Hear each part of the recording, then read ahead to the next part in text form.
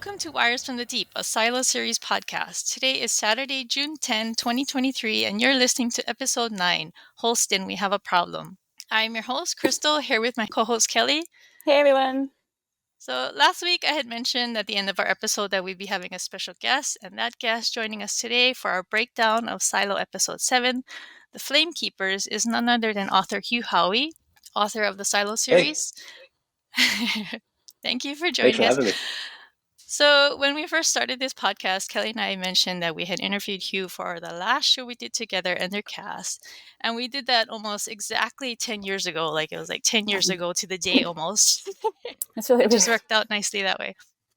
But yeah, we talked about Ender's Game. We jinxed his whole movie adaptation and then subjected him to our silly podcast game called Pop Quiz Fart Eater. But now, because we had so much fun with the quiz then, and because you're such a fan of your own show, which is very Paul Billings of you, by the way, after the breakdown, we're going to be doing another quiz, and this one will be for Silo. So just warning you in advance. Oh my gosh. I'm gonna fail it, I know. I took it yesterday, and I also was not really grandly successful. Crystal comes up with the hardest questions. I think, yeah, she doesn't know that she does either. Okay, but yeah, I did test it on 3 people, and they were like, this is really hard. But I was like, yeah, but it has to be hard because he worked in the show, and I don't know what you wrote, so... We'll see how he does. Yeah. Alrighty, so before we get to the breakdown, just a quick congratulations to you on what's been a very entertaining, mysterious bundle of fun. A lot of people seem to be picking up the books after seeing just the first few episodes, so it must be really great for you to have new book fans in addition to seeing some new show fans coming on board. It's been amazing. What's that been? It's one of the things you hope for when you get an adaptation like this is that you reach a new audience, because it's not like I don't get paid more if the TV show does really well or if it does poorly. It's all the same. So the only way it's like super beneficial is if the show draws in new readers. Yeah, I mean, the subreddit, it hit 11K people yet this week, and your Facebook fan group is exploding. There's just lots of cool stories. And I see a lot of people saying on Reddit that they couldn't stand the suspense and you just bought the books and read them in like 3 days or something. I love that. I think there'll be even more of that after the finale, because episode 10 is such the last 2 episodes have ended in such amazing, like jaw-dropping moments, and it just continues until the end of the season. So I think whatever people are feeling right now, they're going to be feeling even more of it a few weeks from now. Yeah, we only have 3 left, so. I have to ask you, I haven't read the book. I haven't read it. Do you recommend that I read the book after this season and then continue on? I think if there's a season 2. The people who have not read the book, obviously a lot of them are loving the show because the show already has a bigger audience than the books did. There's already more people tuning into the show than have read the books, which is incredible. But I will say the people who have read the books are loving this, like just to see everything from their imagination realized, to know some of what's coming, to see that it's playing out a little differently. Like the show has been phenomenal for fans of the series. I think a great time to read the books is actually, after this first season, because you don't have to, you have a whole year basically before a potential second season comes out. That's my plan. So stick with it. All right, so let's get to the episode breakdown. So it opens with Gloria, like, I guess, picturing herself on a beach, which I wasn't expecting at all. No, I had no idea what was going on. But it was interesting watching it a second time because all of the things that she's doing in this imaginary scene are things that she talks about with Juliet later on when she's talking about the ocean picture and stuff like that. Mm. So I thought that was a nice touch. You realize if you go back and watch it that there's no sound. She doesn't know what breaking waves sound like. So it's just perfectly quiet. Yeah. But yeah, so then they nice scene with her imaginary child and her husband and everything. And then it goes to her in like long-term care. And Kelly and I had actually talked about nursing homes and like what maybe people with like advanced cases of the syndrome look like. And I don't know, is it possibly something like this, you think? They just drug them and leave them in a bed. Yeah, I mean, it's kind of a really sad and you have to wonder, like, how long has she been kept this way, because it's been 3 years since they interviewed Allison and she put that idea in her head and possibly sent her outside kind of thing. So That's a long time Yeah, it's for been her 3 to be years. in that state.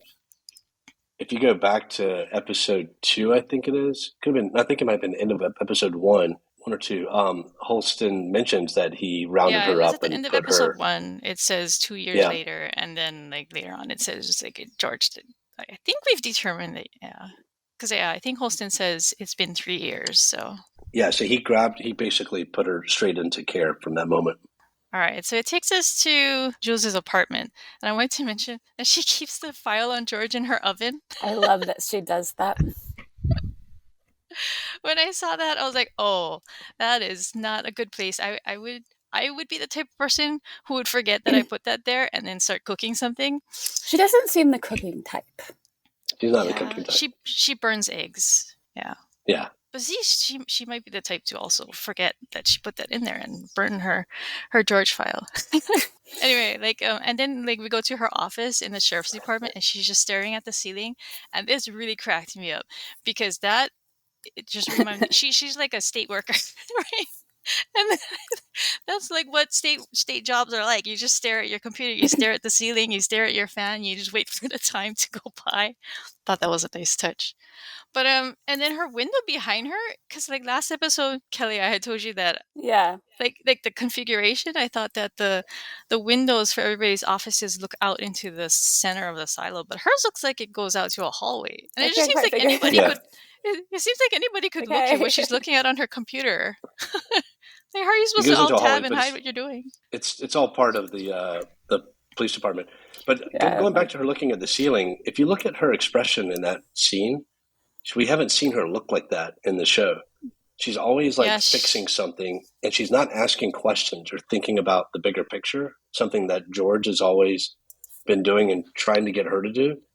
And it's not until this episode that she starts thinking of beyond, like, who killed George and, the fixing things. I think that her looking up at the ceiling like that is her thinking about the outside. She's also kind of daydreamy now that you mention it. Yeah, it's the first time, and it's aligning with her spending time with Lucas for the first time and talking about the stars. Like all these, getting her out of the generator room gets her curiosity focused on things beyond the silo, and it's a turning point for everyone in the silo, and that starts happening. Which she hadn't been interested in at all, seemed like, from the flashbacks. Like No, with George, like he was, she hasn't cared trying at all. to get her interested, and she just was like, yeah, I'm just going to do my work down here. Exactly. I think Holston had the same thing. Holston is very similar to Juliet in that Allison was trying to get him to think about things beyond the rules in his work, and he wouldn't listen. And I think when he put Juliet in charge, that was him saying, this is putting my wife in charge. Like I see in Juliet, the things in Allison, and her saying, like, if you'd listen to your wife, maybe she'd be alive right now.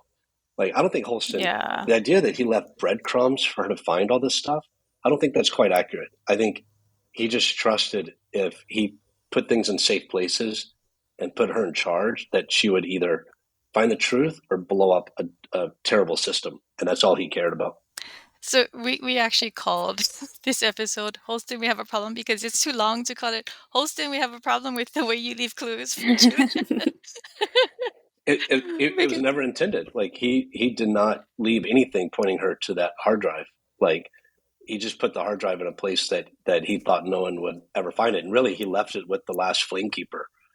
It was the only person that, it could ever be with was Gloria. And so it wasn't like, Juliet did not follow like a series of steps, because that would put Holston in charge of the whole plot. And that's not how it worked out. Like she finding George's ex-girlfriend, which is what led her to the book. That was all Juliet. And Holston didn't even know about that book. So it's not like he had all the pieces. If he did, he would have done it himself. All he knew was that if anyone deserved to be in this place, it's Juliet. And that's much more interesting than he creates a puzzle box for her to solve. Like, then she's not her own character. She's not an agent of change. She's just Holston's tool, So I've seen a lot of people online trying to figure out like how Holston led her down this. And that's not, that would be an awful way to write this show, I think. How Juliet found the hard drive has nothing to do with like the breadcrumbs that Holston left behind. He just gave her the badge and it says truth. And that badge she's been using that constantly to access things that no curious person should have access to. She should never have gotten that job. And that's why Bernard didn't want it. The Judicial didn't want it. I think it's why Johns and Holston wanted her for that job. They're sick of this system, Mm-hmm. Speaking of the badge, I thought it was really funny that she went to long-term care and she's like, "What do you mean I can't have access to Gloria? Look at this badge." And I forgot to put it on. It's like not there. Yeah. That was funny. Billings would never forget to put his badge on. Never. It also explains a previous scene where she's wearing a badge, but she pulls that badge out. Yeah, she has her own, right? Yeah. So she carries his... Yeah, for her, the badge that she wears, she's not used to that really having authority. In that previous scene, she's begging on Holston's authority to get places. And I think that says a lot about her, that she still doesn't think she belongs to be there. She's like there because Holston says she can be. And then later she thinks, no, I belong here because of who I am, but then the badge isn't there. So when she's trying to take Gloria out for a walk so that she can try not talk to her, the nurse there tells her that there's a judicial order to keep Gloria there in her room, I guess. And I guess that's Juliet's first clue. And I wasn't sure I understood how Juliet came to the conclusion that she was being drugged and kept there.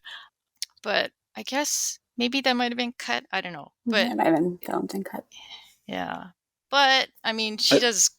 I think her state of mind, but and probably there's a lot of in palliative care of just sedating people. Imagine what the end of life like what we go through at hospice here with our loved ones when they get really old. They probably have even less of a patience and less procedures there. So it's something that end of life, easing people out with drugs is probably a lot more common in the silo than we're used to, and we're already pretty used to it. You have to feed the farm. Yeah. So Billings is trying to contact Juliet because I guess there's something going on level 26, but she turns her radio off because she's going to Judicial to talk to Meadows. And then she's getting stopped by the secretary. And so I gotta say, what is with the secretary sass in this silo, man? First it's Sandy, and then she's getting it from Meadows' secretary. There must be like some secretaries. That's just the kind of people they need at the front line, But I did used to be an executive assistant, and it's a miserable existence, so I can see why they're just kind of have attitude. Yeah. But so Meadows is out sick with a cold, and I don't know why she looks suspicious, but it was funny because last week everybody had picked up on the fact that Meadows had said that she didn't feel good and that she was drinking something, but then so she has her spidey senses tingling, right? So wait, have we decided that she's the woman in the picture with Martha? She's not. It looks so much like her. It does. We've been wrong about everything. Yeah, we were wrong about a lot. Last week, everything I said was just. We haven't met that character yet, but you will by the end of this season. Yeah, so there's that big brawl on 26. I guess somebody had trashed a bar, and then it got really out of control.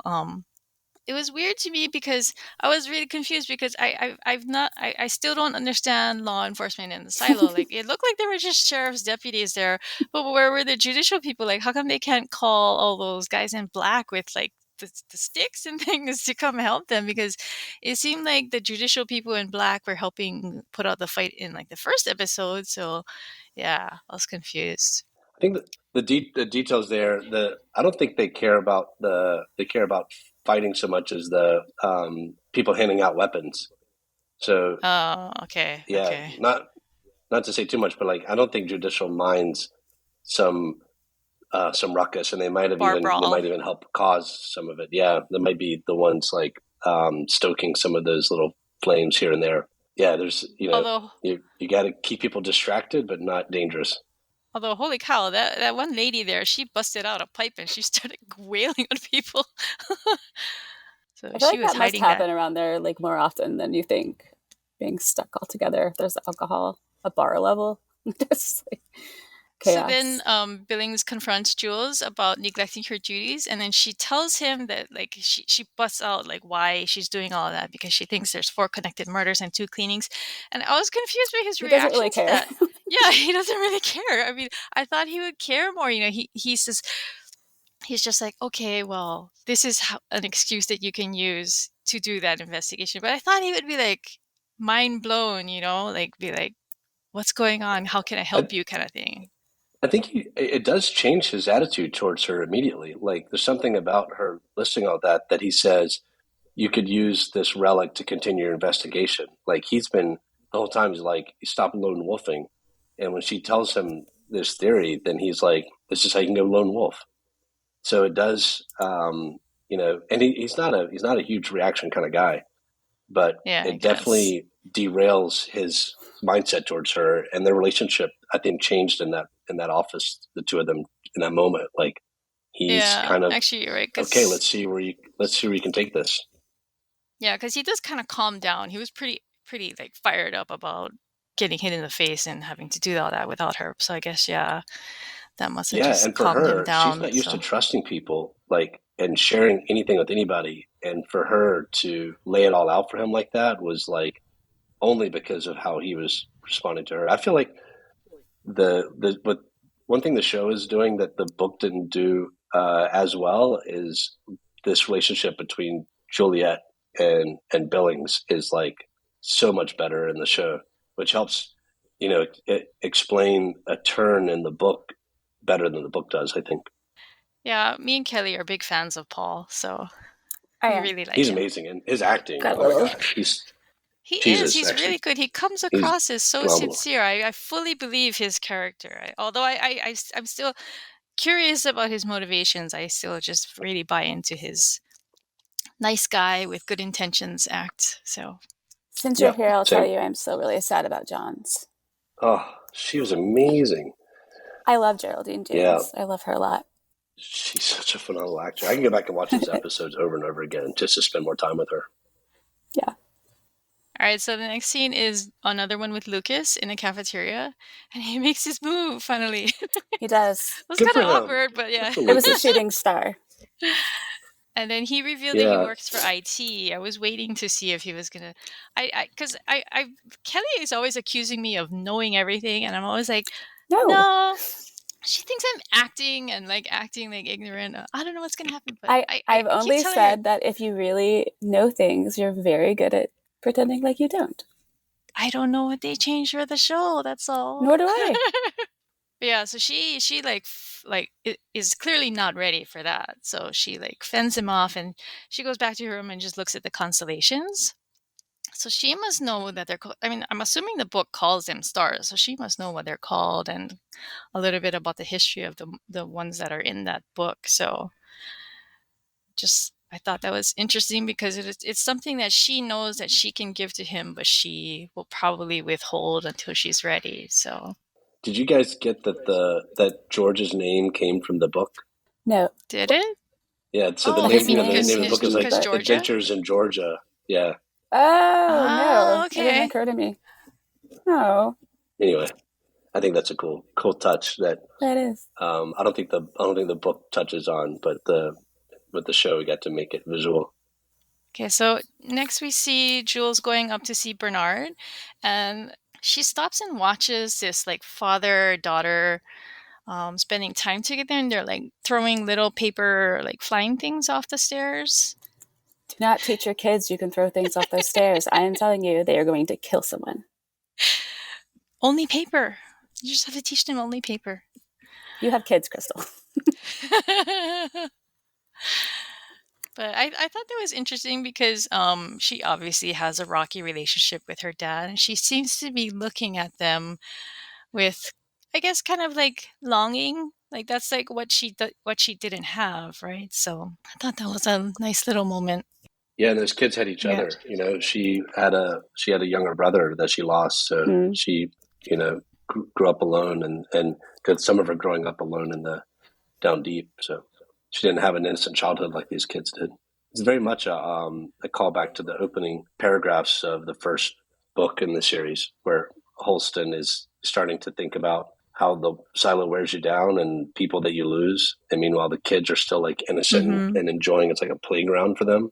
And for the adults, it starts to feel like a prison. And I think Juliet had that kind of moment for herself in that scene. All right, so Jules goes to her meeting with Bernard, and this actually starts a series of meetings that I want to mention with each one, because there's something that each person that she meets with does that kind of paves the way toward her conclusion at the end. So she meets with Bernard, and he's like telling her about Meadows threatening to replace him. But there's like this point where he's whispering very intently, it's like somebody's listening, so we got to talk quietly. So he's the first person to do this. He's like scared for his servers, and he's hinting to her.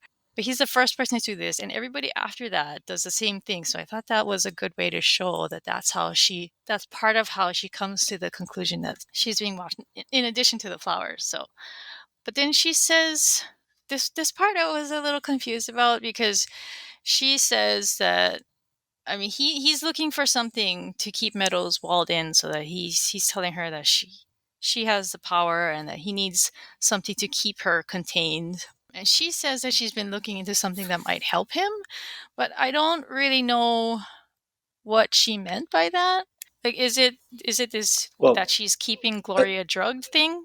Yeah, I think she thinks Judicial's the ones keeping Gloria drugged, and now she knows that they're doing that, and she knows why they're doing that, or has a thought about why, and she could use that as leverage on Meadows to say, like, look, give me a little space, or I'll tell people like you're drugging up our elders because you're scared about what they're going to say.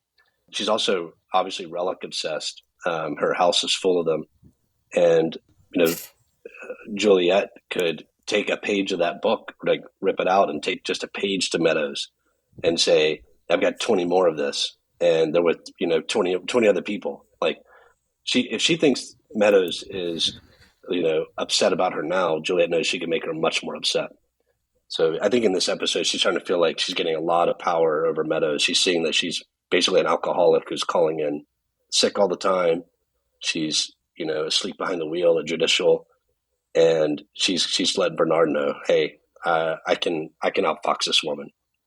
Yeah, so people were honing in, because when Gloria had mentioned earlier about, or did she mention later? Because Gloria had mentioned at some point in the episode that they were drugging the water. So people were thinking that, is Meadows, is the water already drugged, and is Meadows like sick because she's not drinking the water, and is she depriving herself of some other things while not drinking the water? But I like, when I was looking back at the episode, I think she's just drunk. So, I think she's just drinking. Yeah. She's just an alcoholic. And a lot of people who know alcoholism have really nailed this, like on Reddit and Facebook and stuff, discussing this, that just all the patterns when someone, especially like her not having authority, but being in a position of authority, being a figurehead, like the lack of self-actualization, she's just drinking herself into a stupor because she has nothing else to do. Yeah, and she's crying too. She's talking to Jules, because at the point when she starts crying, Jules is really putting the pressure on her to stop drugging Gloria, right? And I was confused at first about why she was crying, and people were debating about why she's crying. And it seemed pretty clear to me after I watched it again that she's just crying because she feels terrible about it, but she can't do anything to stop it. So exactly, yeah. And she's the second person. So this is the next meeting where she is also talking to Jules in a way that is just very, they're listening. Right. And she's telling her about the they, the them, the whatever, these other people above her. So. Yeah. And remember at the end of episode 6, George's ex was basically saying that she has the pans on the wall, and she's like, they listen, she's like, I don't know if these help, but that's the first time that someone mentions that they're, besides the helpers, the friends of the silo.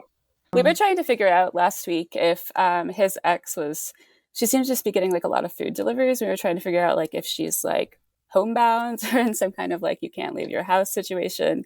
Yeah, but not legally. I think she has some of what Walker has. Just it's wild that some people's reactions to the trauma of the silos is a level of agoraphobia, or even going out in the central turtle in stairway. Yeah, it's like crawling into a hole, learned helplessness. But holy cow, there must be like a whole part of the cafeteria department that has to cater to like delivering food to people at their homes. Yeah, because even Meadows, Yeah. like I guess Jules must have gone to go get something from the cafeteria and taken it to her, and she was already expecting a delivery, right? So Yeah, it's like Uber Eats. We have it everywhere now. yeah, we were joking last week about how Martha probably has Instacart. So Yes. okay, so next Jules goes to see her dad. And there were a couple of details that I found intriguing about when he takes her inside her apartment. He sounds really apologetic about the state of his apartment, and like it was funny because he's like trying to clean up when she comes in. He's like takes a dirty cup from the table and he almost puts it back in the cupboard before putting it back in the sink instead. So it made me think that like doctors don't seem to have a lot of status like you would expect them to in the silo.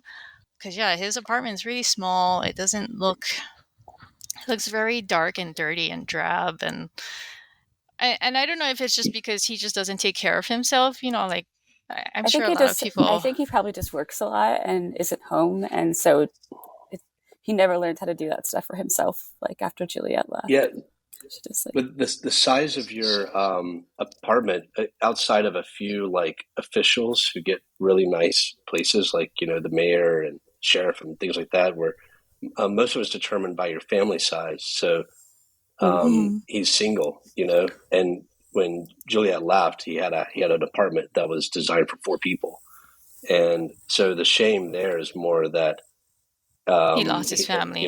her seeing that he's alone, that he has no one, and yeah, so that it's more to that than how much money a doctor should be making in this. It's that here's a guy who works in fertility who has nobody.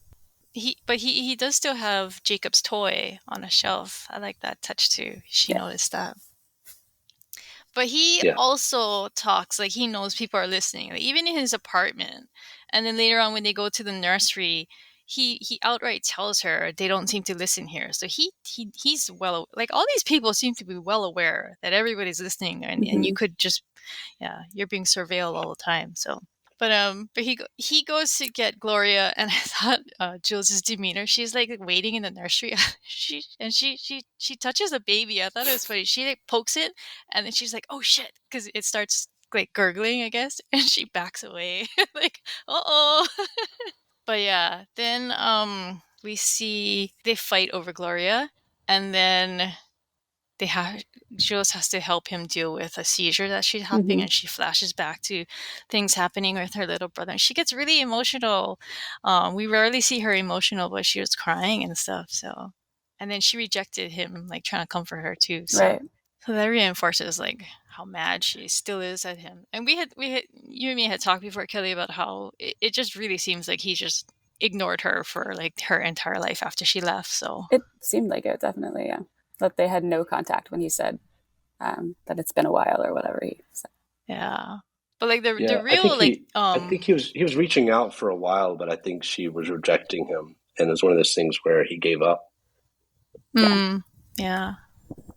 Yeah. One of those things where after a while you're just like, why try, right? So Yeah, I mean, he came but down to see her after yes. she ran away, and he wants her to be happy, doesn't know how to make her happy. Yeah.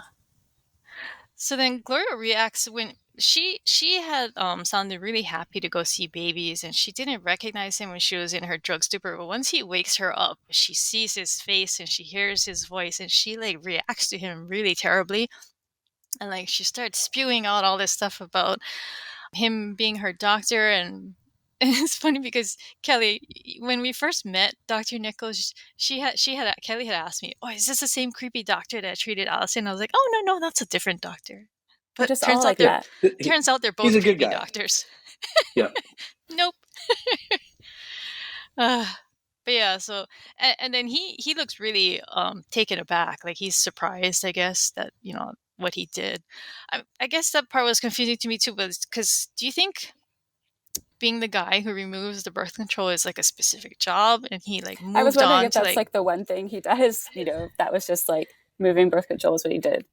no, he does a lot of stuff, and he does do that job, and he does what the silo tells him, and I think that's hinted at. He tries to keep his head down and do what he's told, and that's all that takes for like there's that famous quote: for a lot of atrocities to take place, it just requires good people to do nothing. Yeah, so, and then Gloria reveals what the Flamekeepers are. And I had actually guessed this correctly in Discord, just for the record. I have to bring this up just because I was wrong about so many other things. I got to hold on to the one thing I got right. But I had guessed that Flamekeepers are rebels who are like passing relics on and stuff like that. So, yay, I finally got something right. But her story is so sad because she gets prevented from having children. She loses her husband. And then he doesn't even acknowledge her later, just I guess because I don't know. I don't know if it's too painful or he was just too scared to acknowledge that he knew her. But yeah, so I hadn't picked up on it the first time I watched it, but she basically gave up being a flamekeeper, right? So they put out her flame in that way, is that they managed to kill her spirit, right?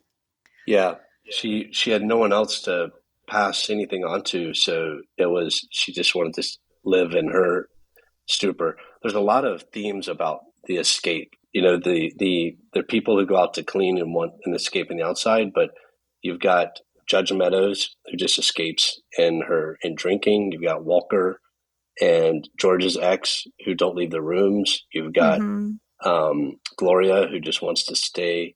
And this is what, anybody who has the tendency to ask questions and break laws, the silo destroys that spirit, and then other systems breed it out of you.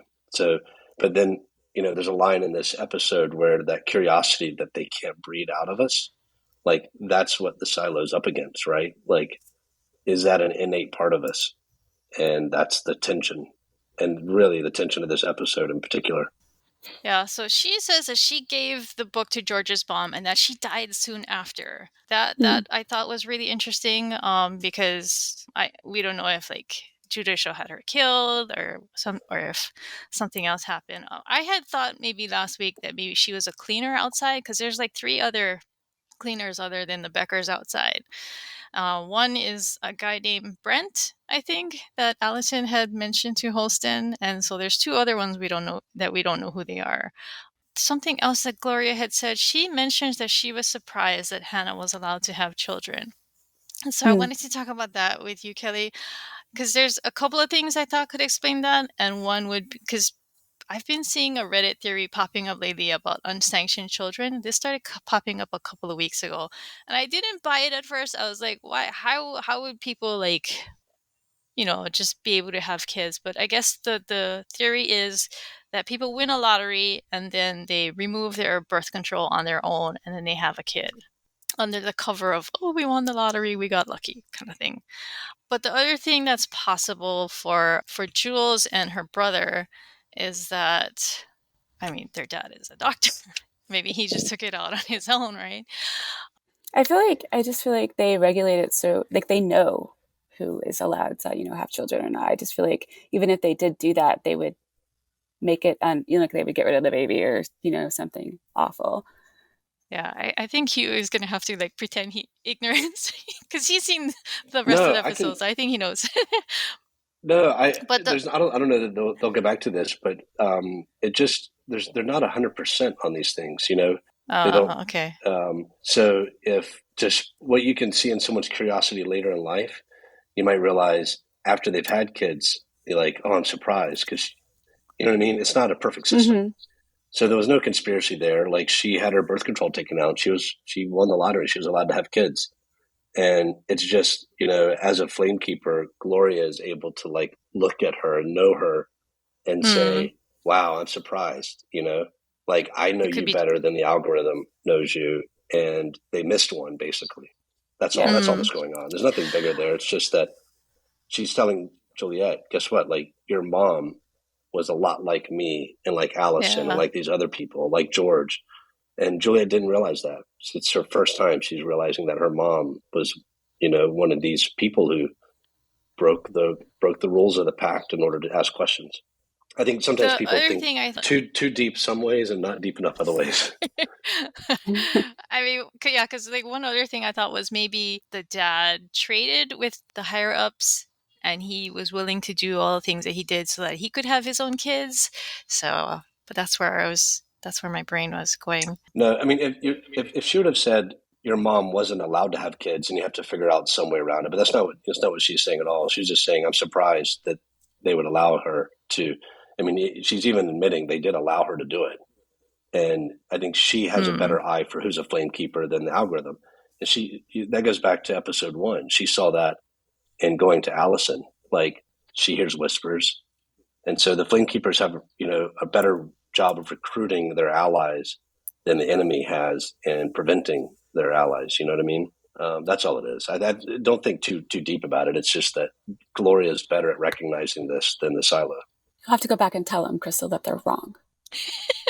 People can't be wrong I'm just on the helping internet. you guys out. I mean, yeah, let them be wrong. I'm just saying, like, the way to think about it is like don't always like make it a conspiracy and put the people in charge as having too much power. The good people have their own skills and abilities, and we have to give them room for that to flourish and for us to recognize like what they're able to do. So on that note, though, I've been reading a lot of crazy theories. Do you have a crazy theory that you particularly like explaining things? Like I read a lot of ones about outside. People think they're on a spaceship. She specifically says in this episode that they're underground. Yeah. We were talking about that before. My favorite theory is the spaceship theory for sure, because those people are so wrong, but they get more right than anyone else gets. And it takes reading all 3 books to realize that the spaceship theory has the most going for it. I think it doesn't mean they're on a spaceship. It just means that the way they're thinking about things is more aligned with the purpose of the silo than most people realize. It's funny because I've read a couple of theories that are so wild, and I'm just like, wow, I would totally read that book. Totally. That's what fan I've fiction stayed away is. from all of that stuff entirely. People come up with some really good stuff. But It's always fan fiction now, Crystal. Yeah, so they reveal that janitorial is actually Sims's closet. I had thought it was going to be something else, something to do with a later book. Kelly had that. What did you think, Kelly? I thought he was going to be keeping his pest collection in there. I did not think it was the... Oh, yeah, you thought it was people outside the silo. Mm-hmm. Yeah. And then other people had thought... I thought it was Bernard, but yeah, it turns out to be Sims. He's got Captain Obvious in there with him, giving him a play-by-play of what he's actually looking at. Bernard's a good guy. Well, Bernard's the mayor. He's a good guy. I don't know why you think it was Bernard. Oh, that actually reminds me. I think that's going to come back because, Kelly, we've been talking about how you suspect that Judicial's power is all fake. And Jules confirms, or she kind of gets confirmation from Meadows that her power is fake. And yet Bernard had just in their meeting tried to make like Judicial does have all this power. So I think she's going to put those two side by side and be like, something doesn't add up here, right? But Meadows isn't all of Judicial. Like Sims is Judicial, and he's got eyes everywhere, and he's going around throwing people off the rail. So, I don't know that Bernard knows that Meadows is as useless as she pretends to be. Like, just because Meadows doesn't have power doesn't mean Judicial doesn't have power. Can I just say that Sims, for being in charge of janitorial, is very rude to the actual janitors, throwing people off of the walkways. They're the people that are going to have to clean it up. Ew. Yeah. All right. But one thing that he does reveal is that they don't have full... We had thought that they're watching everything. They can see everything. But they obviously don't have full coverage of the silo because they're talking about how they have blind spots and they have to repurpose cameras and move their tech around, I guess, to more like prioritized sections. So I thought that was an interesting little look into what they're doing, because they lost Jules going into medical. I guess they thought she was going to long-term, but she actually went to the nursery because her dad was going to go get Gloria, which is a good misdirect on their part, even though I don't think they knew that they were doing that, but that was a good move on their part. So then Jules goes back, and then she puts all the pieces together about, I think it had to do with people telling her all along the way throughout the day that people are listening, and then she realizes that people are not just listening, they're watching her too. Right. And then it goes back to the flowers. Last week Kelly had said, I hope this is the end of the flowers. I don't want to hear about it anymore. And then there's So a whole mad. episode about the flowers. But yeah, so she finds the hard drive finally. But I was so concerned about it because they clearly had audio, and she was being so noisy taking that grate off. I was like, oh my God, they're going to know what you're finding or what you're doing. But yeah, and then they come bursting in, or just before that, Gloria had asked her, why did your mother kill herself? And so I wanted to talk about that. Do you have because we've been talking throughout the show about the fate of Hannah Nichols, and I think we're going to get the answer next week because the episode is called Hannah, and that's Juliet's mom's name. So I had been going back and forth myself on whether she killed herself or whether Judicial killed her, and if she got punished because of the magnifying device she made. But just the way that Gloria asked it, now I kind of think that she did kill herself, and maybe it was because something happened to maybe her son. Maybe they did something to her son, and that drove her to, not that he died of natural causes, but maybe something she did and what happened to him was a punishment, and she couldn't handle that. So that's where I'm at now, which is very bleak. You won't have too. to wait long to find out. Next Yeah. episode's a really good one. You're gonna. Oh, good. But yeah, so they burst into the room and they're like, where is she? And I think it's just clever editing. and she got out of there. Yeah, But I think I almost wish we didn't edit it that closely because it's a standard Hollywood trick where it's like yeah, you think this is happening at the same time, but then when they get there, like she left 5 minutes ago. Yeah. But I've had more emails and messages like, "Where is she hiding in that room?" And I'm like, "Haven't y'all seen Silence of the Lambs?" Like, yeah, she's this under is the like, bed.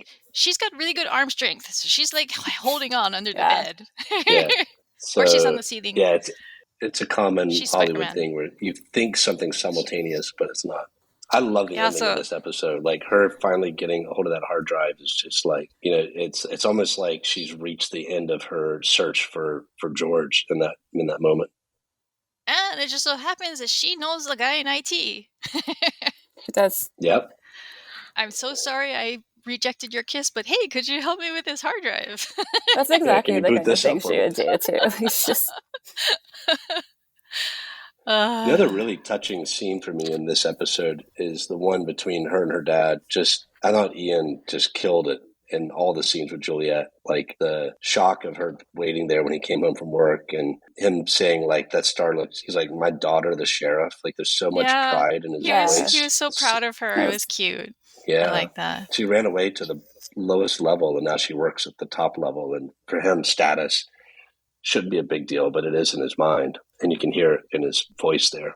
Oh, but that actually reminds me of something that, because they had a heated exchange before they parted ways. And I think he says, I know you think I betrayed your mom. And she cuts him off. So I think, yeah, that's probably going to be something next week too.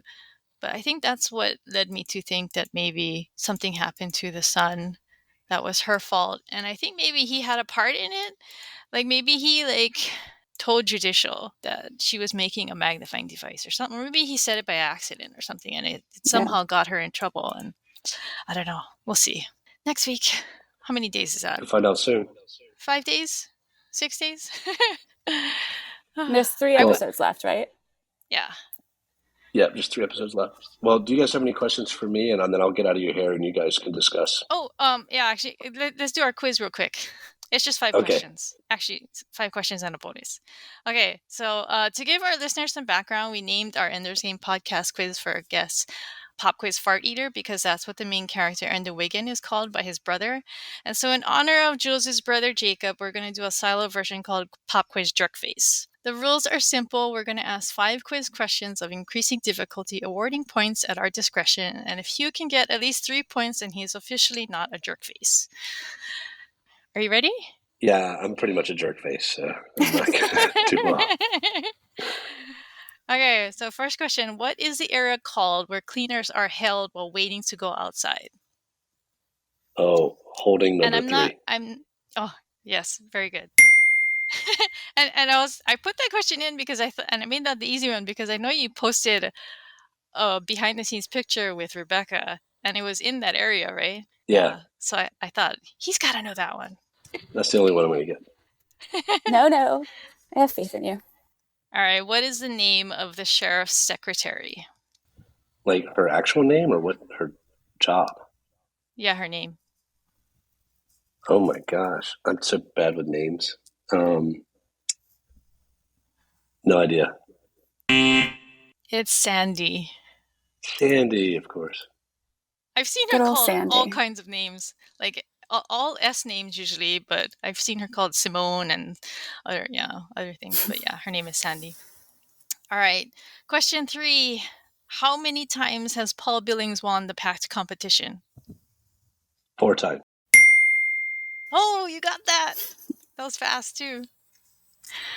Good job. All right. You're at 2 points. One more. All right. When Cooper becomes Jules' shadow, Mechanical throws him a party. What does it say on his cake? Oh my gosh. It's something like good luck because it's such a bad. They know he's in trouble. Is it good luck? You're going to need it or something like that? It's you'll be sorry. You'll be sorry. You'll be sorry. Yeah. Good one. Alrighty, you're still at 2 points. Last one.